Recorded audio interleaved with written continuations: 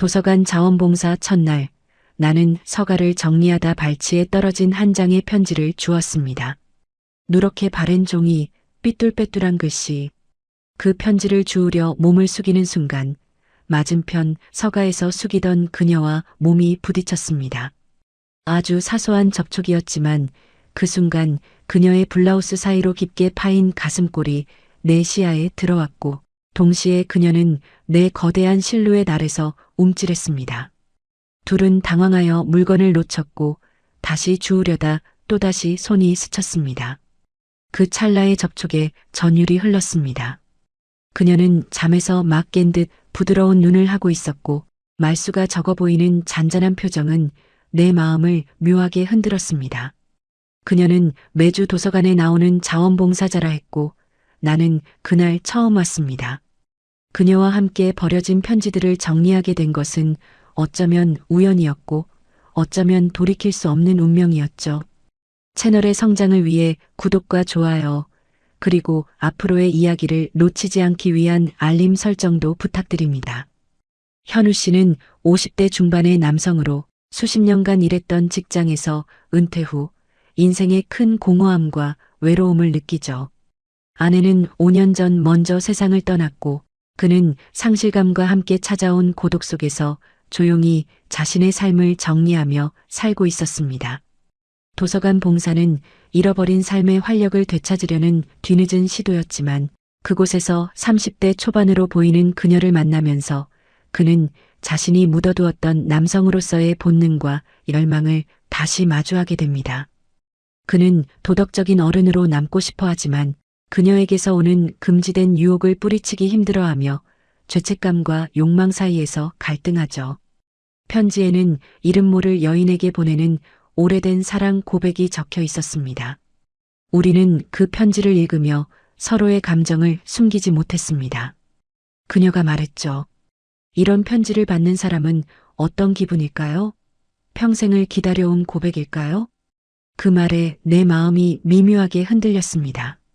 그녀의 눈빛 속에는 편지 속 여인의 감정을 깊이 이해하는 듯한 외로움이 묻어 있었습니다. 그날 이후 그녀의 옆이 자꾸 신경 쓰이기 시작했습니다. 낡은 편지 속 낭만은 현실의 경계를 허물고 그녀의 옆자리에 대한 묘한 갈망을 불러일으켰습니다. 도서관 뒤편에는 쓰이지 않는 낡은 우편함이 있었습니다. 옛날 봉사자들이 쓰던 문의함이라 하더군요. 그 우편함에 때때로 편지가 들어 있었습니다. 누가 넣는지는 아무도 모른다고 했죠. 그녀와 나는 그 우편함을 함께 정리했습니다. 편지를 읽을 때마다 그녀의 감정이 표정에 스며들었고 나는 그 미세한 변화를 관찰하는 것이 좋아졌습니다. 편지 중 하나에는 이런 문구가 있었습니다. 당신이 웃는 날이 있다면 그 웃음의 바깥에서라도 내가 머물고 싶습니다. 그 작은 빛이 나를 살게 하므로. 그녀는 말없이 그 문장을 오래 바라봤습니다. 나는 그 순간 그녀가 얼마나 오랫동안 외로움을 견디며 살아왔는지 알 수 있을 것 같았습니다. 그녀의 고독이 내 안의 공허함을 건드렸습니다. 도서관 야간 정리 시간, 고요함 속에 그녀는 조용히 자신의 이야기를 꺼냈습니다. 남편을 잃고 집에서 누구와도 말하지 않는 시간이 얼마나 길었는지 모르겠다고. 나는 아내를 떠나보낸 후 저녁마다 다시는 돌아오지 않을 사람의 그림자를 그리워하며 살았다고 말했습니다. 우리는 서로의 잃어버린 사람을 이야기하며 아주 천천히 그리고 깊게 가까워졌습니다. 고독이라는 공통 분모가 우리를 엮어주었습니다. 그날 그녀는 이런 말을 남겼습니다. 편지 한번 써보고 싶네요. 누구에게도 말하지 못했던 이 답답한 마음을요. 나는 대답하지 않았지만 그 말이 내 머릿속에서 강렬하게 맴돌았습니다. 그녀의 외로움은 나에게 새로운 욕망의 불씨를 지폈습니다. 그날 밤 나는 책상 앞에 오래 앉아 있었습니다. 그녀에게 편지를 쓰고 싶다는 마음이 스스로도 놀라울 만큼 강하게 올라왔습니다. 하지만 이 감정이 어느 방향으로 흐를지 나 자신도 몰랐습니다. 나는 편지를 썼습니다. 오늘 당신이 말한 외로움이 내 안에서도 오래 머물렀습니다. 당신의 미소는 생각보다 오래 가더군요. 잊히지 않는 잔상처럼요. 이름은 적지 않았습니다. 나는 그저 그 편지를 아무 말 없이 낡은 우편함에 넣었습니다. 다음 날 그녀가 편지를 발견했을 때 미묘하게 붉어진 얼굴을 숨기지 못했습니다. 그녀는 편지를 읽고 조용히 말했습니다. 고맙습니다. 오래간만에 누가 나에게 진심으로 말을 건 것 같아서요. 그 한 문장이 내 심장 깊은 곳을 묶어버렸습니다. 금지된 선을 넘는 첫걸음이었습니다. 며칠 후 우편함 속에서 나는 그녀의 글씨로 적힌 편지를 발견했습니다. 손이 떨릴 만큼 기다렸던 순간이었습니다. 편지는 이렇게 시작했습니다. 이름 없는 편지의 주인에게 당신의 편지는 제 마음에 작은 불꽃을 지폈습니다. 나는 읽어 내려갈수록 숨을 고르지 않을 수 없었습니다. 당신이 읽었던 편지를 다시 읽어보며 깨달았습니다. 저는 누군가에게 마음을 열고 싶어 했다는 것을, 이 외로움을 끝내고 싶었다는 것을요. 그녀는 조심스러웠고 그러나 분명했습니다. 만약 가능하다면 당신의 이야기를 더 알고 싶습니다. 당신의 눈빛이 저에게 깊은 위안을 줍니다. 그날 밤 나는 한참 동안 편지를 쥔 채 잠들지 못했습니다. 편지 한 장이 우리 사이에 경고했던 벽을 허물고 있었습니다. 편지를 주고받는 일이 주 1회의 작은 설렘이 되었습니다. 서로의 이름도 말하지 않은 채 서로의 속마음을 가장 안전하게 털어놓는 관계. 낯선 사람에게 하지만 가장 깊은 곳까지. 그녀는 일상의 고독을 적었고 나는 그녀를 향해 생겨나는 죄스러운 감정을 적었습니다. 도서관에서 스치기만 해도 서로의 눈빛이 깊어졌고 잠시 마주보면 말하지 않아도 마음이 격렬하게 흔들렸습니다. 그녀가 서가를 정리하며 가끔 내 팔에 스칠 때마다 그 온기가 너무나 선명했습니다.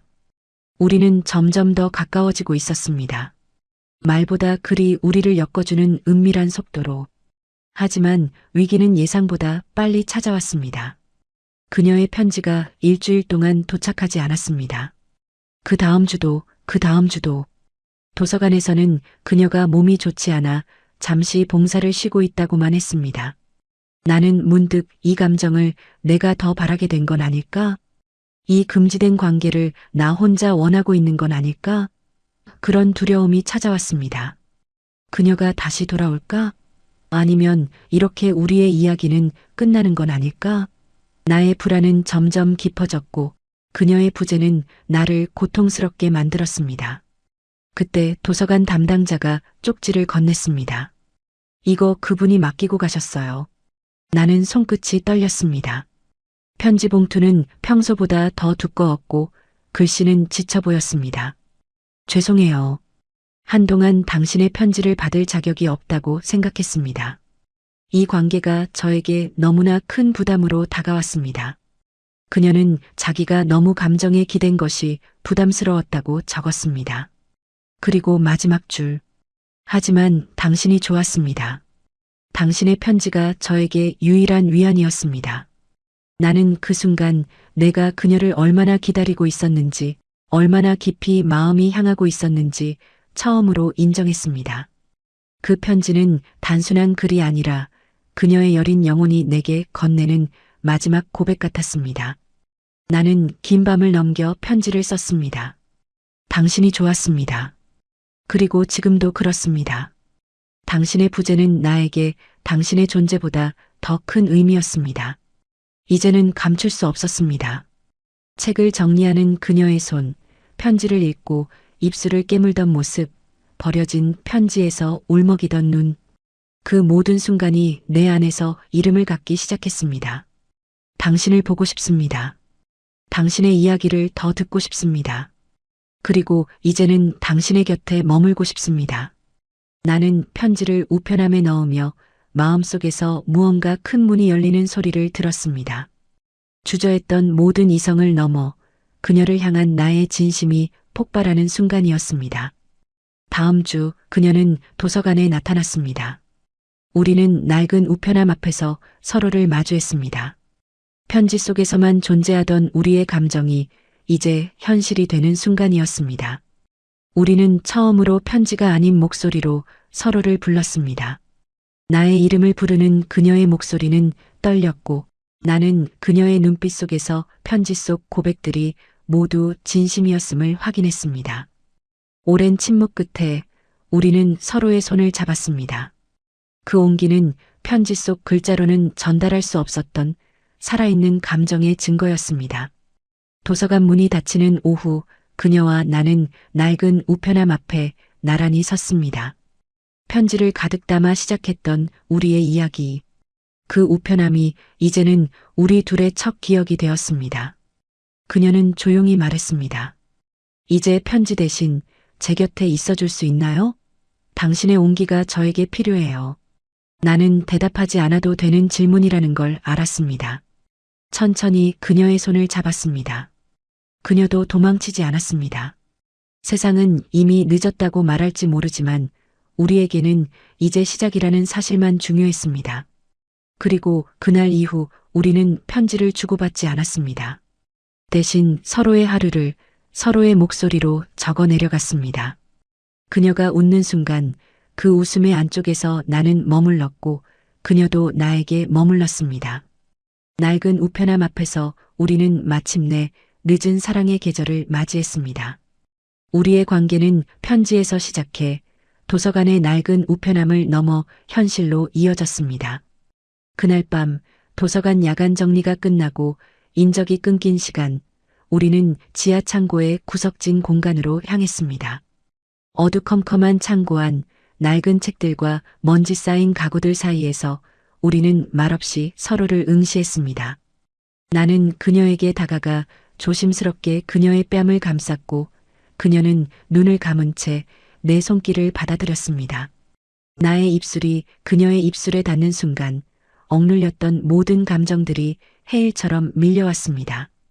그 키스는 죄책감과 동시에 해방감을 주었고 나는 그녀의 얇은 블라우스를 거칠게 풀어헤쳤습니다. 그녀는 주저하는 듯 보였지만 곧 나의 목을 끌어안으며 나의 열정에 응답했습니다. 나는 그녀를 안아올려 낡은 책상 위로 조심스럽게 눕혔습니다. 차가운 나무 탁자와 대비되는 그녀의 뜨거운 몸은 나를 더욱 갈망하게 만들었습니다. 그녀의 가슴 위를 오가는 내 손길에 그녀는 작게 신음했고 그 소리는 내 이성을 마비시켰습니다. 나는 그녀의 옷을 완전히 벗겨내고 그녀의 섬세한 몸을 탐했습니다. 오랜 세월 잊고 살았던 남성으로서의 본능이 그녀의 순수함 앞에서 폭발하는 듯 했습니다. 그녀는 나의 거친 움직임 속에서 떨림과 희열을 동시에 느꼈고 우리는 서로의 외로움을 채우려는 듯 광기 어린 춤을 추기 시작했습니다. 나이의 격차, 세상의 시선, 그 모든 것이 녹아내리는 순간이었습니다. 우리는 서로에게서 가장 원초적인 위안과 파멸적인 쾌락을 동시에 발견했습니다. 그날 이후 우리는 서로에게 연락을 피했습니다. 내 안에는 그녀를 향한 격렬한 욕망과 동시에 돌이킬 수 없는 죄를 저질렀다는 깊은 후회가 물밀듯이 밀려왔습니다. 나는 이 관계가 나뿐만 아니라 순수한 그녀에게도 돌이킬 수 없는 상처를 줄 것이라는 걸 직감했습니다. 우리는 서로에게 독이 되고 있었습니다. 이성은 이 관계를 멈추라고 외쳤지만 몸은 그녀를 다시 갈망했습니다. 우리는 도서관에서 서로를 피했지만 은밀한 연락을 통해 다시 만남을 이어갔습니다. 인적이 드문 카페, 차 안 우리는 세상의 시선을 피해 숨어 다녔습니다. 그녀는 이 관계에 대한 불안감을 내게 털어놓았고 나는 그녀의 두려움을 알면서도 이 욕망을 멈출 수 없었습니다. 우리는 서로에게 중독되어 가고 있었습니다. 이 만남이 언제까지 지속될 수 있을까? 파멸은 피할 수 없는 운명처럼 느껴졌습니다. 우리는 결국 비밀스러운 관계를 지속했습니다. 며칠 뒤 우리는 그녀가 알고 지내던 외곽의 오래된 별장에서 다시 만났습니다. 그곳은 완벽하게 외부와 차단된 공간이었고 우리는 아무런 제약 없이 서로를 탐할 수 있었습니다. 별장의 침실은 은은한 조명과 아늑한 분위기로 가득했고 우리는 서로에게 더욱 깊이 빠져들었습니다. 그녀는 나에게 다가와 옷을 벗기 시작했고 나는 그녀의 나체에 감탄했습니다. 그녀의 몸은 이전보다 더 자신감 있고 유연하게 움직였습니다. 나는 그녀를 침대에 눕히고 그녀의 몸 전체를 애무하며 그녀의 모든 감각을 깨웠습니다. 그녀는 나의 손길에 뜨겁게 반응했고 우리는 서로의 욕망을 해소하기 위해 필사적으로 몸부림쳤습니다. 나는 그녀의 이름을 부르며 그녀의 허리를 감싸 안고 깊이 파고들었습니다. 그녀는 나의 어깨를 끌어안고 격렬하게 신음했고 우리는 서로에게서 가장 깊은 쾌락을 발견했습니다. 밤새도록 우리는 서로의 몸을 탐했고 그날 밤은 우리의 관계가 얼마나 비극적이고 파멸적인지 보여주는 마지막 증거였습니다. 우리는 서로를 파괴하면서 영원히 돌아올 수 없는 강을 건넜습니다. 그 파멸적인 밤 이후 우리는 더 이상 만날 수 없었습니다. 나는 내가 그녀에게 너무나 큰 상처를 주었다는 것을 깨달았고 더 이상 그녀의 삶에 관여해서는 안 된다고 생각했습니다. 나는 그녀에게 용서를 빌 수도 없었고 그럴 자격도 없었습니다. 나는 내가 지은 죄를 속죄하기 위해 그녀의 아버지 묘소를 찾아가 참회했습니다. 나는 그녀의 삶에서 완전히 사라지기로 결심했습니다. 그것이 내가 그녀에게 해줄 수 있는 유일한 최선이었습니다. 나는 나의 죄를 짊어지고 영원히 살아가야 할 것입니다. 가을이 깊어가던 어느 날 나는 성당 마당을 지나다 우연히 그녀의 모습을 보았습니다. 그녀는 예전처럼 밝게 웃고 있었고 곁에는 새로운 남자가 서 있었습니다. 나는 멀리서 그 모습을 지켜보며 묘한 안도감과 동시에 가슴을 찢는 듯한 고통을 느꼈습니다. 그녀가 행복해하는 모습은 나에게 큰 위안이었지만 그 행복 속에 내가 없다는 사실은 나를 슬프게 했습니다. 나는 그녀의 행복을 빌어주면서도 내 안의 죄책감과 그리움은 영원히 지워지지 않을 것이라는 것을 깨달았습니다. 그녀는 나의 영원한 죄이자 잊을 수 없는 잔상으로 남을 것입니다. 나는 그녀에게 다가가지 않았습니다. 이제는 그녀의 삶에서 완전히 사라져야 할 때라는 것을 알았기 때문입니다. 나는 그녀에게 마지막으로 마음속으로 작별 인사를 했습니다. 부디 행복하렴. 너는 나 같은 사람 때문에 아파서는 안 돼. 그녀는 나의 삶에서 가장 아름다운 잔상이었고 동시에 가장 고통스러운 죄였습니다. 나는 그녀를 통해 잊었던 욕망을 발견했지만 그 만남은 나에게 영원히 지워지지 않을 상처와 후회를 남겼습니다. 우리는 서로에게 독이 되었고 결국 파멸했습니다. 새해가 밝기 전날 나는 성당 종탑 아래 홀로 서 있었습니다. 정확히 자정이 되자 천천히 깊고 울림 있는 종소리가 그해의 마지막 어둠을 깨웠습니다. 나는 그 소리를 들으며 천천히 눈을 감았습니다. 그녀와의 시간 아름다웠고 아팠고 흔들렸고 하지만 결국 나를 조금 더 정직한 어른으로 만들어준 시간이었죠. 나는 조용히 기도했습니다. 부디 그녀가 평온하기를. 그리고 나의 이 죄와 감정의 짐을 거두어 주십시오. 영원히 속죄하며 살겠습니다. 종소리가 멎고 새벽 공기가 차갑게 내려앉은 그 순간 나는 비로소 긴 감정의 계절을 뒤로하고 새해의 첫걸음을 내딛었습니다. 그녀는 나의 영원한 죄이자 잊을 수 없는 잔상으로 남을 것입니다. 여러분은 어떻게 들으셨나요? 도서관에서 시작된 익명의 편지가 가져온 금지된 사랑. 그 격렬했던 감정은 지울 수 없는 죄였을까요? 아니면 가장 깊은 외로움 속에서 얻은 한 조각의 구원이자 동시에 파멸이었을까요? 여러분의 생각은 어떤지 댓글로 남겨주세요. 당신의 한 줄이 또 누군가에게 큰 위로가 될지 모릅니다.